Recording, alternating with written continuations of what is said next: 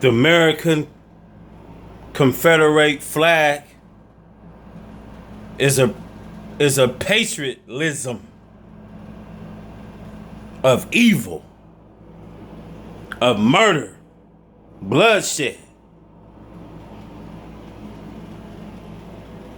So when you stand up for the Legion, I pledge allegiance to the flag of United States of America. And one nation under God with liberty and justice for who? For white people. You don't have no justice. When did you have any justice? When was you America? This America dream is a big cult. The Confederate flag.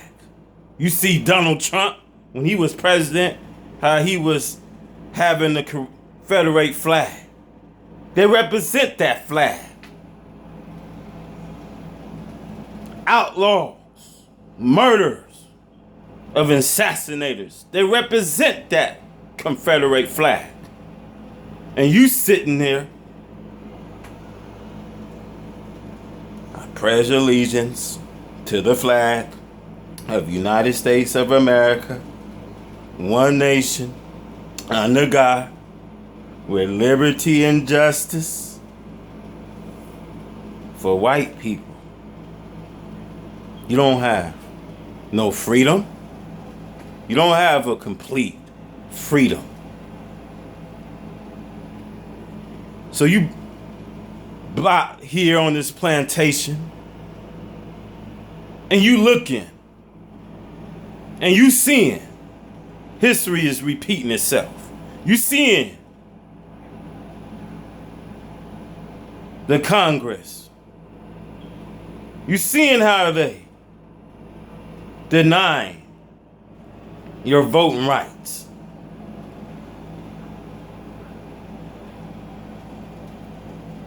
It was never in the hearts of white America that you will be a full citizen owner.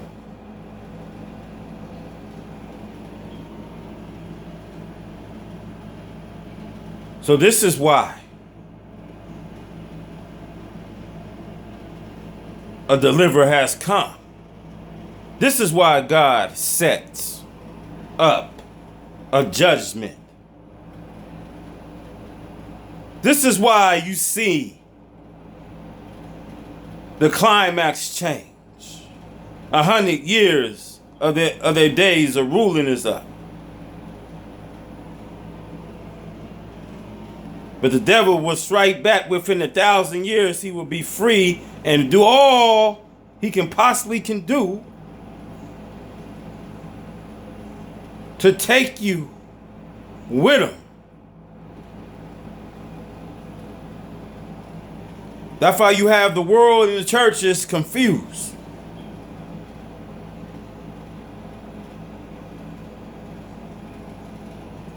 Don't you think that you being a good Christian of Jesus Christ, that I can live the life that I was once living because America offered us a free religion.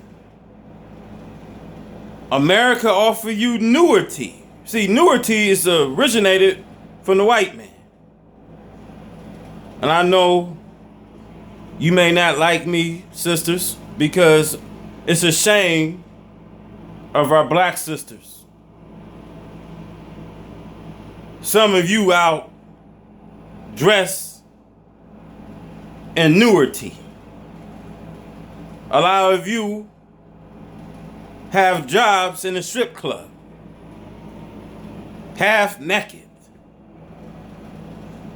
displaying yourself in the public. It's a disgrace.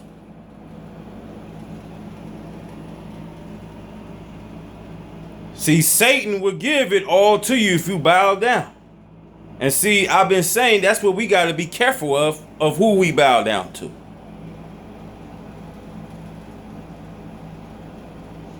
Choose your God this day. See, for the love of money is the root of all evil. And our people are so destined in these desperate times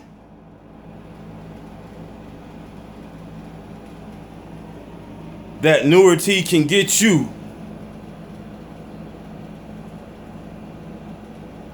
in showing yourself to the public in the eyes of the world. It's such a disgrace. But if you knew the proper matter of dress, sisters, you would be clothed in a decent dress, not in the hole of the prostitutes.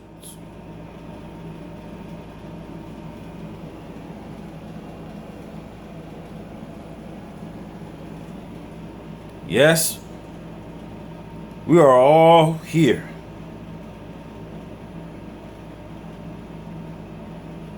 And see, we don't have no hope because we don't have a God that you can believe in. God will never, ever tempt you. God cannot be tempted by evil, nor will he tempt anyone. But each person is tempted by their own desires. And once your desires, brothers and sisters, start to conceive, it develop and give birth to sin.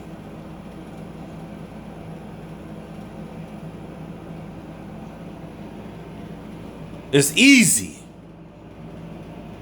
for you to live a life of sin because the white man give you a free will. It's easy to fall from the living God.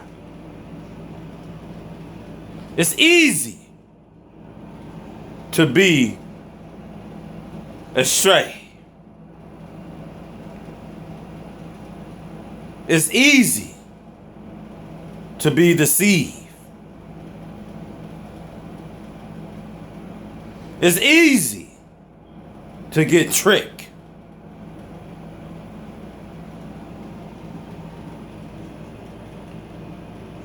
It's easy to be in that world.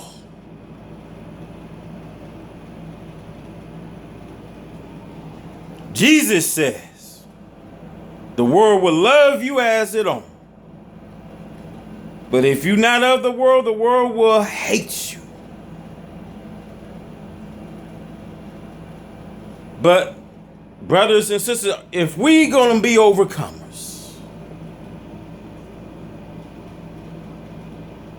if we gonna be able to overcome every pain, if we're gonna be able to get over through our hurdles, every obstacles that gets in our path,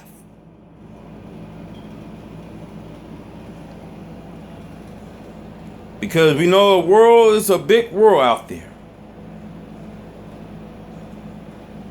And it's easy to be of the world. But Jesus says, be of good cheer. It is I has overcome the world. And that's something that we have to understand. Being an overcomer, we have to overcome every obstacle, everything that Satan trying to throw at us. This is the time that you have to seek refuge in your Lord.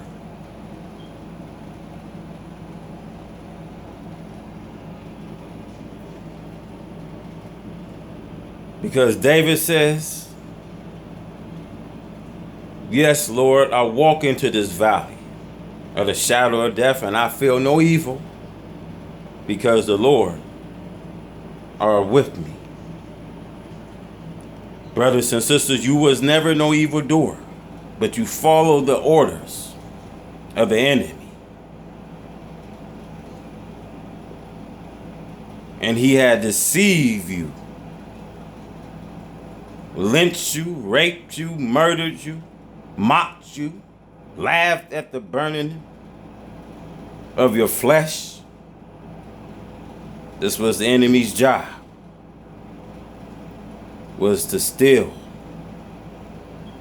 your identity, take your natural resource, took your divine rights. And the ignorant pastors in the church,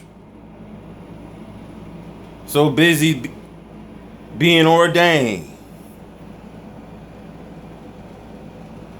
so busy preaching the words, telling his church that the Lord is telling anyone to help the cause of our church. So busy trying to get money out of you.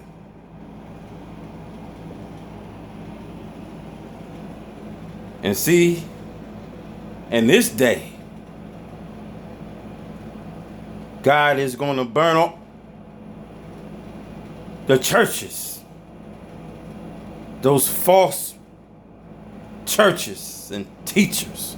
He's going to burn the whole church, as all those churches was burned in Canada. So will America, all those churches will be burned. Not a single church will be left. Do you understand what I'm saying? Not a single church will be left. Jesus preached, brothers and sisters, on this wickedness of America's civilization, on these religious scholars and teachers. Jesus didn't concentrate on having a church while he started his ministry. He didn't have one. So why we got all these churches dotted throughout America? All these denominations. You got St. Lutheran. God ain't built not one church. God did not have any church, nor did he need any guidance. These churches was handmade, human-made. God ain't dropped not on one church. So when Jesus said to his disciples, because at that time, if his church was in the world, he would have sent his servants to prevent his rest, but his kingdom belongs to another kingdom. So we are looking forward for a new heaven and a new earth, a home of righteousness. See, heaven that the white man's living will burn. Will burn. Heaven and earth will pass away, but my words will never pass away. These is the words of the Messiah.